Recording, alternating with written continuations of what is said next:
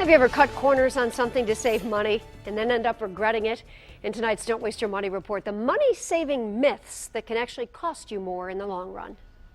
Ask any shopper if they've ever done a dumb thing to save money, and if they're honest, they'll tell you, sure, you know what we're talking about, like buying cheap shoes. They fall apart and I have to go get new ones. Knockoff jewelry. And then my fingers turned green and I was like, why did I do that? No-name cola. Trying off-brand soft drinks or something like that, and they're not as good and they're not worth it. And generic laundry detergent. I use Tide most of the time. I've tried to save money. It's like, no. Buying too cheap and later regretting it is the #1 money-saving mistake that most people make, according to consumer finance expert and CPA Crystal Faulkner. A number of other money-saving myths: buying something simply because it's on sale. Many people think that they can buy more, even things they don't need, when it's on sale. Next, buying in bulk at a warehouse store when it's something you know you'll never use up. Usually goes bad before you can use it. Just because you can get something in larger quantities for a few dollars less doesn't necessarily mean it's a good idea. Also, buying more online just to get free shipping. I've done it, have you?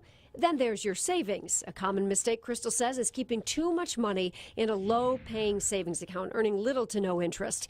And speaking of savings, dipping into your 401k to pay for a child's college. You may never get that money back. You can finance a college education. You cannot finance your retirement. Buying an extended warranty for a small appliance or TV, it's cheaper to replace it if it breaks. Which brings us back to buying cheap stuff. And it just didn't last, and there's a reason why it's cheap. It's a lesson Sarah Daniel and most of us have learned eventually. Now, don't get me wrong, thrifty shopping is smart shopping, right? If you're getting something at a great value.